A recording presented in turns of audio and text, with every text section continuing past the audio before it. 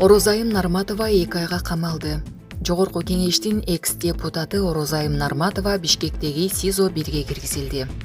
Мындай чечимди Бишкектин 1-май райондук соту чыгарды. Адвокаттар мурдагы эл өкүлүнүн камалышын мыйзамсыз жана негизсиз деп таанууну суранышты. Тергөө судьясы Туратбек Бекенов кеңешме бөлмөсүнөн чыгып, Орозайым Нарматованы 2 айга камакка алуу чечимин чыгарды. Азыркы учурда көптөгөн мекендештер сыяктуу эле сиз дагы кирди чыкты маселеси ойлонуп жатабы? Сиз эч ойлонбоңуз, биз кызматтабыз. Көп жылдык айдоочулук тажрыйбасы бар Малик мырза сиздерди Москва шаарынан Казакстанга эсен-аман алып барып келет. Автоунаабыз таза жана ыңгайлуу, эч кыйналбайсыз. Бизге бүгүн чалыңыз. Биздин байланыш номерлер: WhatsApp +7926 422 1990. Байланыш номери +7999 836 6823.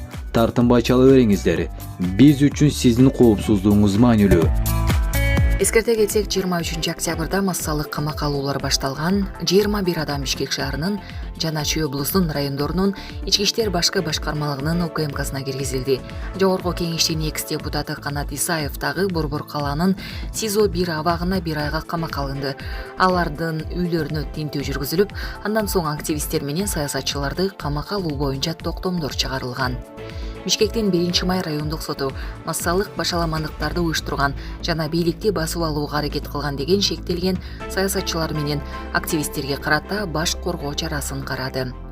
Саясатчы Азимбек Бекназаров 23 декабрга чейин камакта калды. Ошондой эле саясатчы Равшан Жээнбеков, мурдагы депутат Асия Сасыкбаева, укук коргоочу Рита Карасартова, жарандык активист Али Шабдан, саясат талдоочу активист Талай Бекмадеминов, журналист Айданбек Ахматов жана активист Чыңгыз Капаров, Эрлан Бекчороğlu, Перизат Суранова, Улукбек Матаев, Атай Бейшенбек, Акыл Айтбаев жана Мамбет Жунусабылов 2 айга камалды. Активист Талант Ишалиев ден соолугуна байланыштуу үй камагына чыгарылды. Булак Назар Ньюс Кейджи.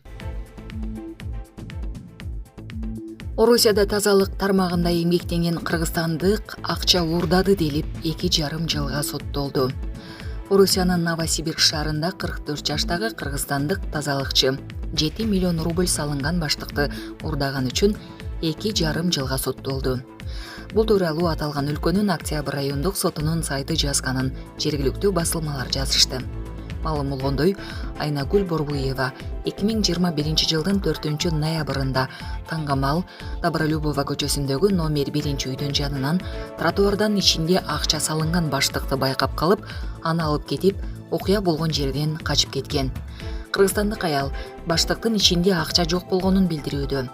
Бирок сот ага карабай, аны күнөөлүү деп таап, 2 жыл 6 айга түзөтүү колониясына кести. Иштин далили катары ишкердин өзүнүн сөздөрү жана аялдын сумканы кантип алып жатканы видео көзөмөлгө түшүп калган жазуулары көрсөтүлгөн. Тергөө учурунда аял СИЗОдо болгон. Булак Супер Кейджи. Кыргыз-тажик чыгарасында Баткен менен Исфаранын акимдери жолукту.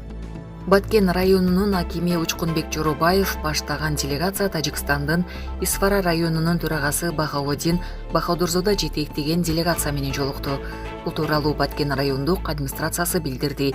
Маалыматта айтылгандай, жолугушуу Карабак айылынын Люккун айылы менен чектешкен жеринде өттү. Жолугушууда чек ара аймактарында коомдук саясий абалды турукташтыруу, чыр-чатактардын алдын алуу, чарбалык ирригациялык иштерди жөндөө, эки элдин ортосундагы ынтымакты калыбына келтирүү, мыйзамсыз курулуштарды болтурбоо, турак жайларды, социалдык объектилерди талаптоонуучулукка жол бербөө, өрт кырсыктарынын алдын алуу маселелери каралды, деди райондук администрациядан. Мындан сырткары маалыматта түрдүү чагымчыл чакырыктарга азгырылбоо тууралуу сүйлөшүүлөр болгону кошумчаланды. Анда тараптар эки элге түшүндүрүү иштерин жүргүзүү менен чек аралаш аймактарда туруктуулукту сактоону сүйлөшкөн. Булак Спутник Кейджи. Президент иш сапары менен Бириккен Араб Эмиратына барат. Президент Садыр Жапаров үстүздөгү жылдын 30 октябрынан 1 ноябрына чейин Бириккен Араб Эмиратында иш сапары менен болот. Бул тууралуу президенттин маалымат кызматынан кабарлашты. Маалым болгондой, сапардын алкагында Кыргызстан менен Байы ортосундагы кызматташтыктын келечегин талкуулоого багытталган жогорку деңгээлдеги сүйлөшүүлөр пландаштырылган. Сапардын алкагында өз ара пайдалуу кызматташтыктын бардык чөйрөсүндө өз ара аракеттенүүнү тереңдетүү максатында бир катар документтерге кол коюу мерченделүүдө. Булак Супер Кежи. Акшылык экономист 3-дүйнөлүк согуш башталганын жар салды.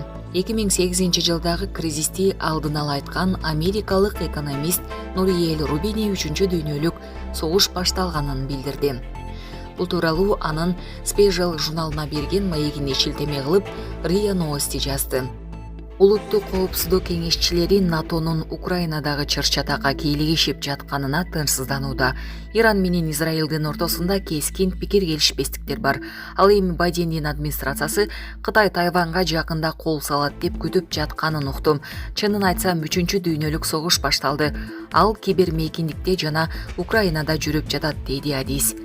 Ал Евроаймактын рецессияга кабылганын, Улуу Британияда абал андан да начар экенин кошумчалады. АКШ Кытай менен экономикалык өз ара кызматташуу маселесинде Европага кысым көрсөтүп жатат. Ошондой эле Кытай юаны доллардын ордун баса турчудай болуп калды, деди ал. Эске салсак, 24-февралдан бери Россия Украинаны демилитаризациялоо боюнча аскердик атайын операция жүргүзүүдө. Булак Спутник Кежи.